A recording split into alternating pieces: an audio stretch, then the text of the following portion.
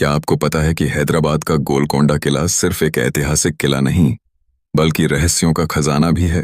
यह किला, जो अपनी भव्यता और अद्वितीय वास्तुकला के लिए जाना जाता है, उसमें कई राज छुपे हुए हैं।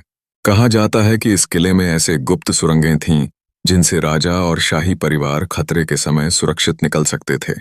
हालांकि इन सुरंगों का पूरा रास्ता आज तक नहीं मिला है, किंतु उनकी मौजूदगी ने इस किले के रहस्यमय अधिकता को और भी बढ़ा दिया है। गोलकोंडा किले का सबसे बड़ा रहस्य इसकी आवाज की अद्भुत तकनीक है। मुख्य प्रवेश द्वार पर अगर आप एक ताली बजाते हैं, तो उसकी गूंज लगभग 1 किलोमीटर दूर के सबसे ऊंचे हिस्से वाला हिसार तक साफ सुनाई देती है। यह एक सामरिक उपाय था, जिसका इस्तेमाल दुश्मनों की चेतावनी देने के लिए किया जाता था। यह ढंग दर्शाता है कि उस समय की शाही तकनीक कितनी उन्नत थी और इस किले की सुरक्षा कितनी प्रभावी थी। गोलकोंडा का नाम दुनिया में बहुमूल्य हीरों के लिए भी जाना जाता है। माना जाता है कि कोहिनूर, होप डायमंड और कई अन्य प्रसिद्ध हीरे इसी क्षेत्र की खानों से निकले थे। यही कारण है कि गोलकोंडा का नाम इतिहास में स्वर्णाक्षरों में लिखा गया है और यह आज भी हीरों और आभूषणों के शौकीनों के लिए एक आकर्षण का केंद्र है। गोलकोंडा किले से जुड़ी एक और रहस्यमयी कहानी तारामती की है।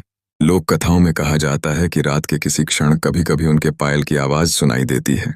हालांकि इसका कोई वैज्ञानिक प्रमाण नहीं है, फिर भी यह कहानी लोगों को रोमांचित करती है और इस किले की रहस्यमय छटा को और भी मोहक बनाती है। इतिहास बताता है कि गोलकोंडा की शुरुआत 13वीं सदी में काकतीय शासकों द्वारा मिट्टी के किले के रूप में की गई थी।